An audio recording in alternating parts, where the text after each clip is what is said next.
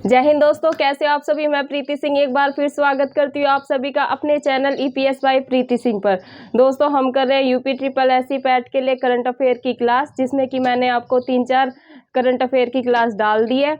Playlist में जाके देखें ईपीएस बाय प्रीति सिंह, आपको प्लेलिस्ट मिलेगी, उसमें जाकर आपको यूपी ट्रिपल एससी पैट की सारी क्लासेस मिल जाएंगी, तो उनको आपको देखना और रिवीजन करनी है। दोस्तों जैसे कि मैंने आपको कह रखा है कि मैं करंट अफेयर कल अपना 14 है, कल तक पूरी कंप्लीट करा दूंगी। 2-3 क्लास डाल रखी है, वो मैंने आधे घंटे की लेकर डाल रखी है, तो उसमें मैंने काफ़ी महत्वपूर्ण क्वेश्चन करा रखे हैं आपको। आज भी हम करंट अफेयर के अति महत्वपूर्ण क्वेश्चन करेंगे, जिससे हमारी एग्जाम में काफ़ी हेल्प होगी। तो दोस्तों शुरू करते हैं आज की क्लास। थोड़ी तबीयत ठीक है, दवाई ले लिया फिर से, तो अभी आराम है, बस गले की प्रॉब्लम है, तो थोड़ी वॉइस को लेके कोऑपरेट करना है। चलो शुरू करते हैं फिर आज की क्लास।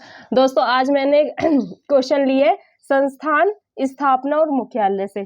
संस्थान कैसे, जैसे कि यूएनओ है, UNO, IMF, UNESCO, SAARC, SCO, इनके जैसे कि ये संस्थान है, इनकी स्थापना से क्वेश्चन पूछते हैं कि इनकी स्थापना कब हुई, और इनके हेडक्वार्टर से।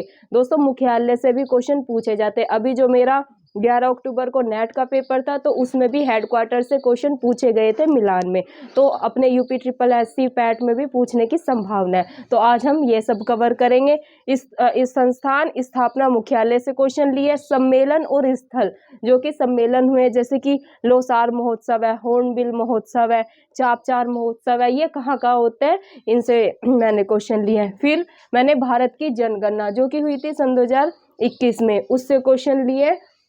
हमारे भारत की जनसंख्या कितनी है, कितने भारत में जो इसका जो घनत्व है वो कितना है, लिंगानुपात मतलब रेशो, लिंगानुपात का रेशो कितना है, वो सब लिया है। और देश में प्रथम, जैसे कि प्रथम लोकपाल, प्रथम सीडीएस, ग्राफीन, ये सबसे क्वेश्चन लिया है। तो दोस्तों आज यही सब अपने को करना है। इनसे 1-2 क्वेश्चन अपने को एग्जाम में जरूर देखने को मिलेगा। पहला ये है जैसे कि संस्थान, स्थापना और मुख्यालय। दोस्तों पहला मैंने लिया है यूएनओ। यूएनओ की स्थापना कब हुई, तो दोस्तों आपको याद रखना है यूएनओ की स्थापना हुई थी 1945 में। कब? 1945 में। कब दोस्तों? 1945 में। क्या आएगा? यूएनओ।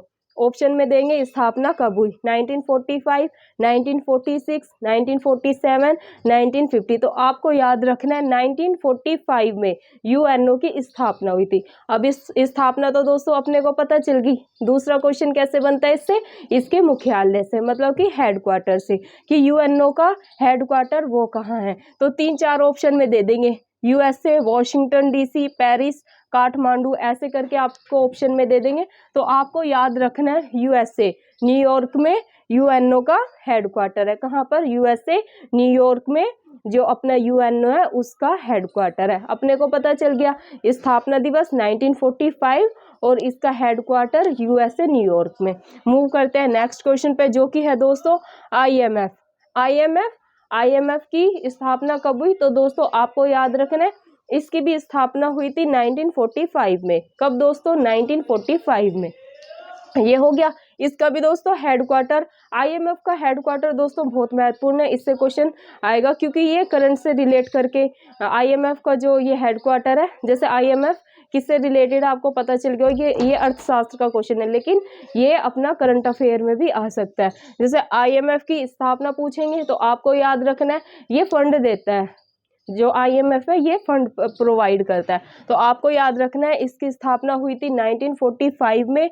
कहाँ पर है इसका हेडक्वार्टर, तो आपको याद रखना है दोस्तों वॉशिंगटन डीसी में। कहाँ पर दोस्तों? वॉशिंगटन डीसी में। मूव करते हैं दोस्तों नेक्स्ट क्वेश्चन पे, जो कि है यूनेस्को। यूनेस्को की स्थापना कब हुई थी दोस्तों? ये भी हुई थी 1945।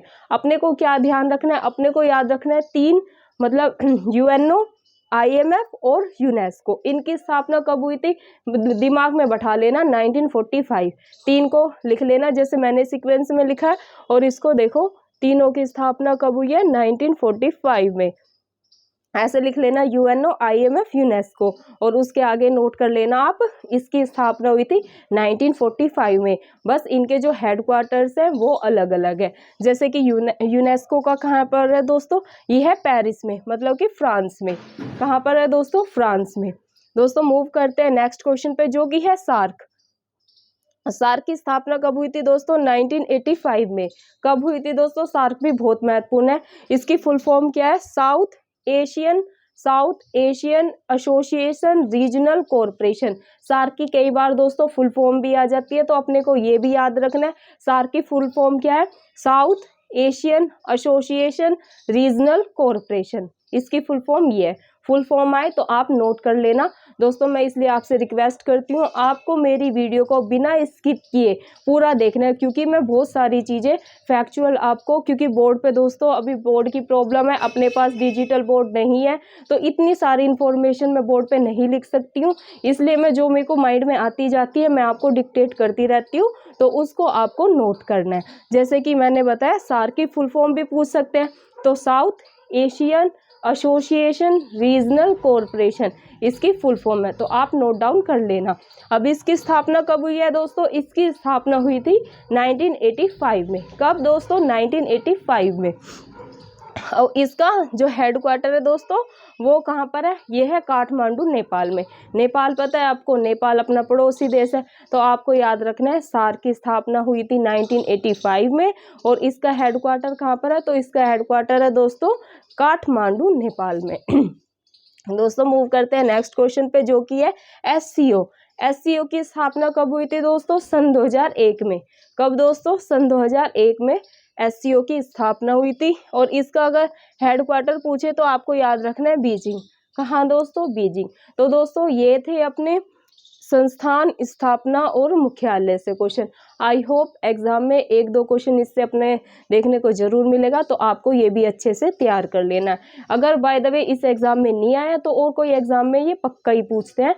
बाकी हम ये तो नहीं ना एक ही एग्जाम देते हैं, बाकी भी एग्जाम देते हैं। तो करंट अफेयर तो ऐसी है दोस्तों, हर एग्जाम में अपने को काम आनी है। तो आपको ये बहुत बेसिक चीज़ है, इन सब का हम सबको पता होना चाहिए। तो ये हर एग्जाम के, ऐसा नहीं है कि ये जो यूपी ट्रिपल एससी पैट के बच्चे उन्हीं के लिए क्लास हेल्पफुल है। ये जो ऑल कॉम्पिटिटिव एग्जाम है, यहाँ तक कि पीसीएस में भी हेडक्वार्टर से और स्थापना से क्वेश्चन पूछे जाते हैं, तो ये सभी बच्चों के लिए काफ़ी हेल्पफुल होगी। दोस्तों मूव करते हैं अपने, जैसे थर्ड क्या है जो अभी हाल ही में करंट अफेयर में सम्मेलन हुए और स्थल है, मैं उनसे क्वेश्चन कराने जा रही हूँ। जैसे कि लोसार महोत्सव सन 2022, ये कहाँ पर हुआ? क्वेश्चन आएगा लोसार महोत्सव सन 2022, इसका आयोजन कहाँ पर हुआ? तो दोस्तों आपको याद रखना है, जहाँ भी लोसार आए तो लोसार लद्दाख, तो आपको याद रखना है। मैं ऐसे याद करती, जैसे लोसार महोत्सव है तो आपने माइंड में एक दो बार बोलोगे ना लोसार लद्दाख, लोसार लद्दाख, तो आपको याद हो जाएगा। लोसार जो महोत्सव है वो कहाँ पर मनाया गया है? लद्दाख में, लद्दाख में। दोस्तों नेक्स्ट लिया मैंने हॉर्नबिल उत्सव। दोस्तों ये हॉर्नबिल जो महोत्सव है ये बहुत महत्वपूर्ण है, ये पीसीएस में भी क्वेश्चन पूछा गया था, इसलिए मैं आपको करा रही हूँ। ये हॉर्नबिल उत्सव ये कहाँ पर मनाया जाता है दोस्तों? ये मनाया जाता है नागालैंड में। कहाँ पर?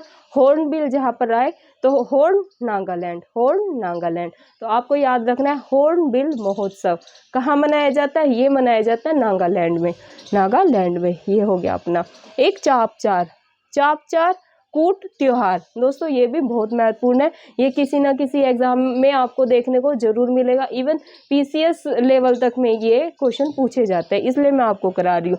चापचार कूट त्योहार ये मनाया जाता है दोस्तों मिजोरम में, चापचार मिजोरम। तो आपको ये याद रखना है। एक है लोसांग सागा दावा त्योहार, लोसांग, ये लोसांग बहुत महत्वपूर्ण है। लोसांग सांगा दावा त्योहार, लोसांग आते ही लोसांग सांग सिक्किम, लोसांग आते ही दिमाग में आ जाना चाहिए सिक्किम। क्या है? लोसांग सागा दावा त्योहार, तो आपको याद रखना है सिक्किम में। एक है दोस्तों ये सूरजकुंड अंतर्राष्ट्रीय शिल्प मेला सन 2022। सूरजकुंड मेला दोस्तों बहुत अच्छा भरता है, ये भरता है हरियाणा फरीदाबाद में। जब हमारा कॉलेज टाइम था तो मेरी एक दोस्त है, मेरी बेस्ट फ्रेंड है, तो उन्हीं के आसपास ये मेला भरता है, तो वो हमें कॉलेज टाइम में लेकर गई थी। लिटरली दोस्तों इतना अच्छा मेला होता है, वहाँ से आने का मन नहीं होता। जितने भी अपने स्टेट हैं वो अपनी संस्कृति को वहाँ पर प्रदर्शित करते हैं, तो बहुत ही अच्छा ये। अगर आपको कभी आप दिल्ली में हो या जैसे भी जो भी जिस स्टेट में हो, अगर कभी आओ तो फरीदाबाद का सूरजकुंड मेला आपको ज़रूर देखना चाहिए, बहुत अच्छा भरता है। हम अपने कॉलेज टाइम में गए थे तो काफ़ी मज़ा आया था, हमने काफ़ी इंजॉय किया था। तो अभी ये 35वां 35वां सूरजकुंड अंतर्राष्ट्रीय शिल्प मेला सन 2022। ये सूरजकुंड अंतर्राष्ट्रीय विश्व शिल्प मेला आते ही सूरजकुंड अगर आए ना, सूरजकुंड अंतर्राष्ट्रीय शिल्प मेला अगर आए ना, तो आपके दिमाग में तुरंत एकदम हरियाणा क्लिक हो जाना चाहिए। क्या दोस्तों? एकदम हरियाणा क्लिक हो जाना चाहिए। सॉरी दोस्तों, थोड़ी गले में प्रॉब्लम है। तो मैं क्या बता रही थी आपको, सूरजकुंड अंतरराष्ट्रीय शिल्प मेला, सूरजकुंड आते ही हरियाणा फरीदाबाद माइंड में आ जाना चाहिए। ये पूछ सकते हैं कौन से नंबर का है सन 2022 वाला, तो आपको याद रखना है 35, मतलब 35वां है ये। तो ये अपना कहाँ पर है? फरीदाबाद में, आपको ध्यान रखना है। अब एक है पोंगल जलीकट्टू, ये तो अपने को सभी को पता होगा। पोंगल आ जाए या जलीकट्टू आ जाए, तो ये कहाँ पर मनाया जाता है दोस्तों? ये मनाया जाता है कहाँ पर? ये मनाया जाता है दोस्तों तमिलनाडु में। कहाँ पर दोस्तों? तमिलनाडु में। पोंगल आ जाए या जलीकट्टू आ जाए, ये कहाँ पर मनाया जाता है दोस्तों? ये मनाया जाता है तमिलनाडु में।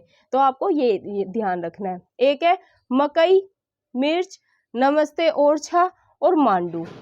देखो कितने हैं? 4 है। मकई मिर्च और एक है नमस्ते ओरछा और एक है मांडू। अगर ये चारों में से कोई भी आए तो आपको याद रखना है ये मनाया जाता है दोस्तों एमपी में। कहाँ दोस्तों? एमपी में। तो दोस्तों ये थी अपने संस्थान स्थापना मुख्यालय से क्वेश्चन, सम्मेलन और स्थल। दोस्तों ये सम्मेलन मैंने बहुत एकदम फाइंड आउट करके लिए, जहाँ से क्वेश्चन मैंने देखा प्रीवियस ईयर में पूछे गए हैं, तो ये एकदम सिलेक्टिव मैंने फाइंड आउट किया। तो आपको ये एकदम अच्छे से माइंड में बैठा लेना है, इनसे अपने को एग्जाम में 1 ना 2 क्वेश्चन देखने को जरूर मिलेगा। मूव करते हैं दोस्तों अपने नेक्स्ट टॉपिक पे, जो कि मैंने लिया है भारत की जनगणना सन 2011 से। दोस्तों इसमें पूछेंगे देश की कुल जनसंख्या, ये तो आप सभी को पता होगा 121 करोड़ बोलते हैं ना, भारत की आबादी 121 करोड़। तो ये तो हम सभी को पता होगा, नॉर्मल सा क्वेश्चन है। मूव करते हैं नेक्स्ट पे, जो कि है विश्व की जनसंख्या का, जो वर्ल्ड की जनसंख्या, वर्ल्ड की टोटल पॉपुलेशन है उसका भारत में कितना है। तो दोस्तों आपको याद रखना है भारत में है 17.5, मतलब 17.5% भारत में है। विश्व की जनसंख्या का भारत में है, तो आपको याद रखना है 17.5%। एक है दोस्तों जनसंख्या घनत्व है, तो आपको याद रखना है 382 व्यक्ति प्रति वर्ग किलोमीटर। क्या दोस्तों? 382 व्यक्ति प्रति वर्ग किलोमीटर। एक क्वेश्चन है दोस्तों लिंगानुपात क्या होता है? जैसे हम बोलते हैं 1000 पुरुषों पे कितनी महिलाएं हैं, तो आपको याद रखना है 1000 पुरुषों पे 943 महिलाएं। लिंगानुपात पूछे तो ऐसे देंगे 1000 पुरुषों पे 943 महिलाएं, 950 महिलाएं, 960 महिलाएं। तो आपको याद रखना है 1000 पुरुषों पे हमारे भारत में 943 महिलाएं हैं, मतलब कि जो महिलाओं की जनसंख्या वो अभी भी काफी कम है। तो आपको ये याद रखना है। लिंगानुपात से दोस्तों क्वेश्चन बनता है। अब दोस्तों जो विश्व भारत में प्रथम है उनसे मैंने क्वेश्चन लिए, जैसे कि भारत के प्रथम CDS, भारत के प्रथम लोकपाल, तो मैं अभी आपको वो कराने जा रही हूँ। जैसे कि देश के पहले लोकपाल। दोस्तों लोकपाल से क्वेश्चन बनना ही बनना है, ये काफी चर्चा में रहा था न्यूज में, क्योंकि लोकपाल को ऐड किया गया अभी। देश के पहले लोकपाल कौन है? तो दोस्तों आपको याद रखना है पिनाकी चंद्र घोष। इसको आप दोस्तों 2-3 बार पढ़ोगे ना, जैसे लोकपाल देश के प्रथम लोकपाल तो पिनाकी चंद्र घोष, तो ऐसे माइंड में बैठ जाएगा, कोई ऐसी डरने वाली बात नहीं है। तो देश के पहले CDSI मैंने आपको पिछली करंट अफेयर में भी कराया दोस्तों। विपिन चंद्र जी से बहुत क्वेश्चन बने हैं, जैसे कि स्कूल का नाम भी इनके नाम पर चेंज हुआ है, इनसे पक्का क्वेश्चन आएगा, तो अपने को राइट ही करके आना है, छोड़ना नहीं है। तो क्या है? देश के पहले CDS, देश के अगर फर्स्ट CDS आए, मैंने पिछली क्लास में भी वो तो मैं आपको बताया, आज फिर बता रही हूँ। देश के अगर प्रथम CDS आए तो आपको विपिन रावत जी पे ही टिक करना है, जनरल विपिन रावत। दोस्तों नेक्स्ट है देश का पहला वर्ल्ड पीस सेंटर कहाँ पर बना है? गुरुग्राम, मतलब कि ये हरियाणा में। नेक्स्ट है दोस्तों, भारत का पहला LPG सक्षम और धूम्रपान स्मोकिंग फ्री स्टेट कौन बना है? एक तो LPG से सक्षम बन गया है कौन? हिमाचल प्रदेश। दूसरा धूम्रपान मुक्त मतलब स्मोकिंग फ्री भी बन गया है कौन? हिमाचल प्रदेश। धूम्रपान मतलब स्मोकिंग फ्री है तो भी आपको हिमाचल प्रदेश लगाना है, और LPG में सक्षम आए तो भी आपको अपना हिमाचल प्रदेश ही लगाना है। तो ये आपको ध्यान रखना है। एक है भारत का पहला डुडोंग संरक्षण रिजर्व, तो जहां पर भी डुडोंग आए तो आपको याद रखना है तमिलनाडु। क्या दोस्तों? तमिलनाडु।